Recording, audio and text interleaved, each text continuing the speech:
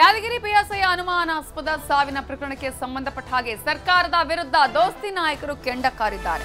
CM ರಾಜೀನಾಮೆ ಕೊಡಬೇಕು ಅಂತ ಆಗ್ರಹವನ್ನ ಮಾಡಿದ್ದಾರೆ. ಈಗಾಗಲೇ ಯಾದಗಿರಿ ಪಿಎಸ್ಐ ಅನುಮಾನಾಸ್ಪದ ಸಾವಿಗೆ ಸಂಬಂಧಪಟ್ಟ ಹಾಗೆ ಈ ಪ್ರಕರಣದಲ್ಲಿ ಸರ್ಕಾರದ ವಿರುದ್ಧ ದೋಸ್ತಿ ನಾಯಕರು ಈಗಾಗಲೇ ಕೆಂಡ ಕಾರಿದ್ದಾರೆ, ಕಿಡಿಕಾರ್ತಿದ್ದಾರೆ. ಸಿಎಂ ಈ ವಿಚಾರದಲ್ಲಿ ರಾಜೀನಾಮೆಯನ್ನ ಕೊಡಲೇಬೇಕು ಅಂತ ಆಗ್ರಹಿಸುತ್ತಿದ್ದಾರೆ. ಕಾಂಗ್ರೆಸ್ ಸರ್ಕಾರದಲ್ಲಿ ಅಧಿಕಾರಿಗಳ ಆತ್ಮಹತ್ಯೆ ಆಗ್ತಾ ಇದೆ. ದಲಿತ ಅಧಿಕಾರಿ ಆತ್ಮಹತ್ಯೆಯನ್ನ ಮಾಡಿಕೊಂಡಿದ್ದಾರೆ. ಸರ್ಕಾರದ ಕಿರುಕುಳ ಅಂತ ಹೇಳಿ ಇಲ್ಲಿ ಬಿಜೆಪಿ ಆರೋಪವನ್ನ ಮಾಡಿದೆ.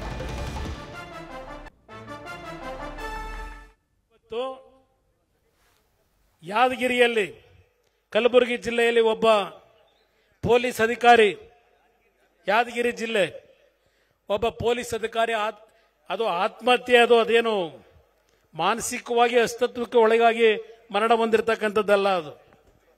ಅದನ್ನೇ ಹೇಳಲಿಕ್ಕೆ ಹೊರಟೆ. ಈಗ ಡಾಕ್ಟರ್ ಪರಮೇಶ್ವರ್ ಅವರಿಗೆ ಈ ವೇದಿಕೆ ಮುಖಾಂತರ ನಾನು ಒಂದು ಪ್ರಶ್ನೆಯನ್ನು ಕೇಳ್ತೇನೆ. ನಮಗೆ ನೀವು ನೂರಾರು ಪ್ರಶ್ನೆ ಆಮೇಲೆ ಹಾಕೊಳ್ಳಿ.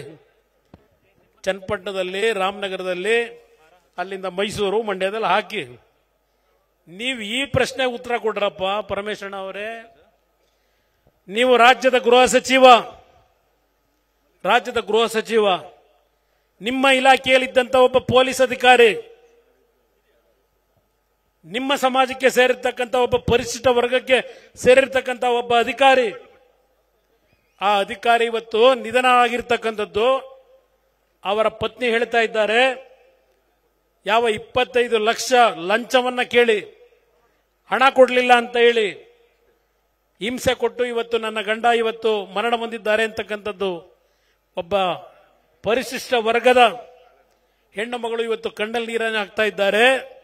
ಇದು ಪರಮೇಶ್ವರ್ ಅವರೇ, ಇದು ಸಿದ್ದರಾಮಯ್ಯನವರೇ, ನೀವು ಬಾಬಾ ಸಾಹೇಬ್ ಅಂಬೇಡ್ಕರ್ ಅವರಿಗೆ ಕೊಡ್ತಾ ಇರತಕ್ಕಂಥ ಗೌರವವನ್ನ ನಿಮ್ಮಿಂದ ನಾವು ಕಾಣಲಿಕ್ಕೆ ಸಾಧ್ಯವಾ? ಇವತ್ತು ಮತ್ತೆ ನೋಡಿದ್ರೆ ಈ ಕಾಂಗ್ರೆಸ್ ಅವರು ಲೂಟಿ ಮಾಡ್ತಾ ಇದ್ದಾರೆ ಅನ್ನೋದಕ್ಕೆ ಮತ್ತೊಂದು ಸಾಕ್ಷಿ. ಇವತ್ತು ಒಬ್ಬ PSI ಟ್ರಾನ್ಸ್ಫರ್ಗೆ ಅಲ್ಲಿನ MLA ಪೋಸ್ಟಿಂಗ್ MLA ದುಡ್ಡು ಕೇಳ್ತಾನೆ ಅಂತ ಹೇಳಿ ಅವರು ಪತ್ರ ಬರೆದಿಟ್ಟು ಸತ್ತಿರೋದು ನೋಡಿದ್ರೆ ಈ ಸರ್ಕಾರ ಯಾರನ್ನು ಬಿಡಲ್ಲ. ಇದು PSI ಅಲ್ಲ, ಕಾನ್ಸ್ಟೇಬಲ್ಗಳು ಬಿಡಲ್ಲ, ವಿಲೇಜ್ ಅಕೌಂಟೆಂಟ್ನು ಬಿಡಲ್ಲ, PDOಗಳನ್ನ ಬಿಡಲ್ಲ. ಎಲ್ಲಿ ಸಿಕ್ಕಿದ್ರೆ ಅಲ್ಲಿ ಲೂಟಿ ಹೊಡೆಯಕ್ಕೆ ನಿಂತಿದ್ದಾರೆ. ಈ ಸರ್ಕಾರಕ್ಕೆ ಇಷ್ಟ ಆದ್ಮೇಲೂ ಕೂಡ ಮೊನ್ನೆ ವಾಲ್ಮೀಕಿ ಹಗರಣದಲ್ಲಿ ಆತ್ಮಹತ್ಯೆ, ಇವತ್ತು ಪೊಲೀಸ್ ಇಲಾಖೆಯಲ್ಲಿ ದುಡ್ಡು ಕೇಳಿ ಆತ್ಮಹತ್ಯೆ. ಇದು ನೋಡಿದ್ಮೇಲೆ ಸಿದ್ದರಾಮಯ್ಯನವರು ಅಧಿಕಾರದಲ್ಲಿ ಮುಂದುವರಿಯುವಂತ ನೈತಿಕ ಅಧಿಕಾರನೇ ಕಳ್ಕೊಂಡ್ಬಿಟ್ಟಿದ್ದಾರೆ. ಅವರು ಸಿದ್ದರಾಮಯ್ಯನವರಿಗೆ ನೈತಿಕ ಅಧಿಕಾರನ ಕಳ್ಕೊಂಡಿದ್ದಾರೆ. ಅವ್ರ ನೈತಿಕ ಇದ್ರೆ ರಾಜೀನಾಮೆ ಕೊಟ್ಟು ಸೀದಾ ಮನೆಗೆ ಹೊರಟೋಗ್ಬೇಕು. ಅವರು ಅಷ್ಟು ಹಗರಣಗಳು ಒಂದ್ರ ಮೇಲೆ ಒಂದು ಹಗರಣಗಳು ಮಾಡ್ತಾ ಇದ್ದಾರೆ. ವಾಲ್ಮೀಕಿ ಅಭಿವೃದ್ಧಿ ನಿಗಮದಲ್ಲಿ ಅಧಿಕಾರಿಗಳು ಆತ್ಮಹತ್ಯೆ ಮಾಡಿಕೊಂಡ್ರು.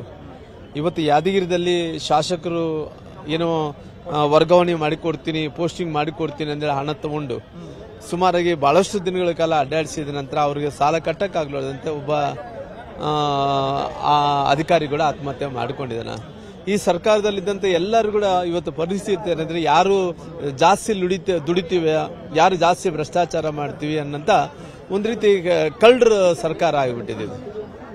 ಹಂಗಾಗಿ ಇವತ್ತು ಯಥಾ ರಾಜ ತಥಾ ಪ್ರಜಾ ಅನ್ನಂತ ರೀತಿಯಲ್ಲಿ ಅಲ್ಲಿ ಮುಖ್ಯಮಂತ್ರಿಗಳು ಹಂಗಿದಾರ, ಉಪಮುಖ್ಯಮಂತ್ರಿಗಳು ಹಂಗೆ ಇದಾರ, ಇಡೀ ಕ್ಯಾಬಿನೆಟ್ ಸಚಿವರು ಹಂಗೆ ಇದಾರ, ಶಾಸಕರುಗಳು ಅದೇ ರೀತಿಯಲ್ಲಿ ಮುಂದುವರಿಸಿಕೊಂಡು ಹೋಗ್ತಾ ಇದ್ದಾರೆ.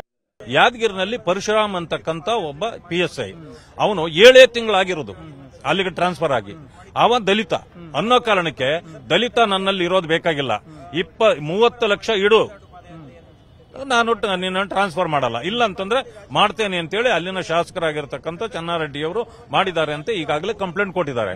ನನಗೆ ಗೊತ್ತಿರೋ ಮಾಹಿತಿ ಪ್ರಕಾರ ಅವ್ನು 20 ಲಕ್ಷ ಕೊಟ್ಟಿದ್ದ, ಇನ್ನು 10 ಕೊಡಬೇಕಾಗಿತ್ತು, ಕೊಡ್ಲಿಲ್ಲ, ಅವರು ಟ್ರಾನ್ಸ್ಫರ್ ಮಾಡಿಬಿಟ್ರು. ಅದಕ್ಕೆ ಅವನು ಮನನೊಂದು ಇದಾಗಿದ್ದ, ಹೋಗಿ ಖಿನ್ನತೆಗೊಳಗಾಗಿದ್ದ. ಅದಾದ ನಂತರ ಅವನಿಗೆ ಹಾರ್ಟ್ ಅಟ್ಯಾಕ್ ಆಯ್ತು ಅಥವಾ ಏನಾಯ್ತು ಅನ್ನೋದು ಗೊತ್ತಿಲ್ಲ, ಅದು ಪರಿಶೀಲನೆಯಿಂದ ಗೊತ್ತಾಗಬೇಕಾಗಿದೆ. ಅಂದ್ರೆ ಭ್ರಷ್ಟಾಚಾರ ಎಷ್ಟು ಮಿತಿ ಮೀರಿದೆ ಅಂತಕ್ಕಂಥದ್ದು ಗೊತ್ತಾಗ್ತದೆ. ಇಡೀ ಶಾಸಕರ ಫ್ಯಾಮಿಲಿನೇ ಇವತ್ತು ಭ್ರಷ್ಟಾಚಾರದಲ್ಲಿ ಅಲ್ಲಿ ಮುಳುಗಿರ್ತಕ್ಕಂಥದ್ದನ್ನು ನಾವು ನೋಡ್ತೀವಿ.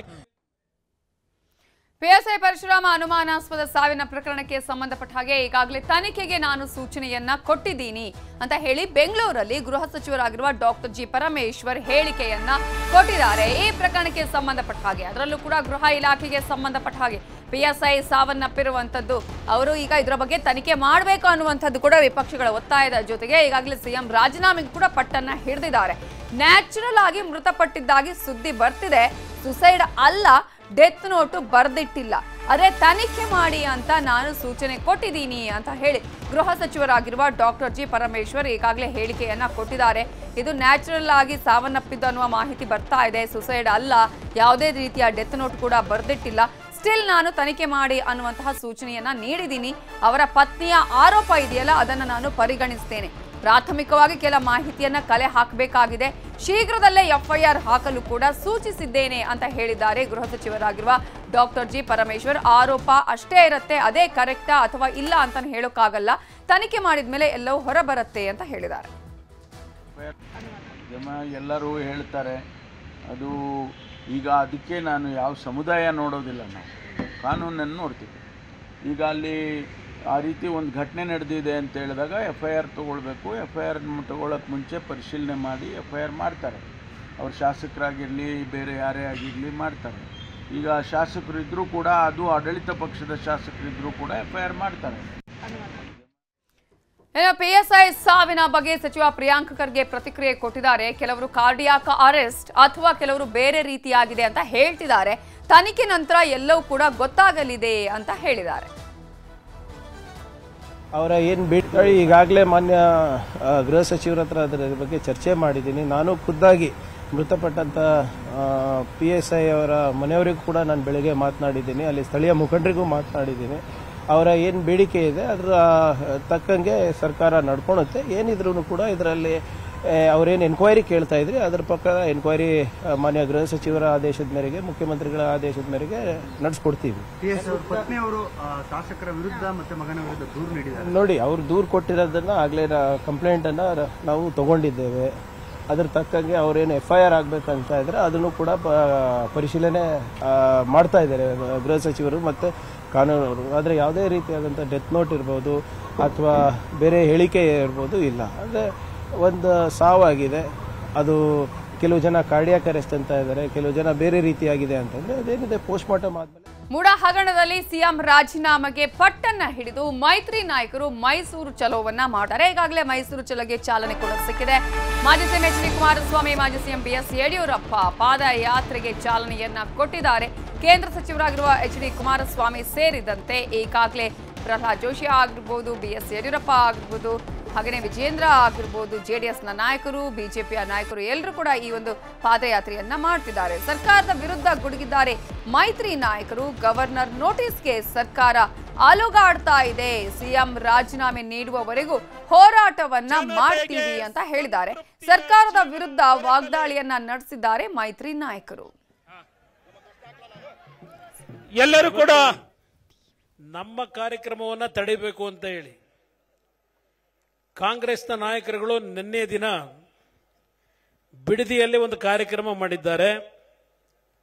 ಹಲವಾರು ಪ್ರಶ್ನೆಗಳನ್ನು ಇಟ್ಟಿದ್ದಾರೆ. ನಾನು ಆ ಪ್ರಶ್ನೆಗಳಿಗೆ ವೈಯಕ್ತಿಕವಾಗಿ ನನ್ನ ಮೇಲೆ ಇಟ್ಟಿದ್ದಾರೆ ಪ್ರಶ್ನೆ, ಅದೆಲ್ಲವನ್ನ ಬಿಡದಿ ರಾಮನಗರದಲ್ಲಿ ಮಾತನಾಡ್ತೇನೆ. ನಾವೇನೇನು ಆಸ್ತಿ ಮಾಡಿದ್ದೀರಿ ಅದೆಲ್ಲವನ್ನ ಹೇಳಬೇಕು ಅಂತ ಪಾಪ ನಮ್ಮ ಕಾಂಗ್ರೆಸ್ನ ಅಧ್ಯಕ್ಷರು ಹೇಳಿದ್ದಾರೆ.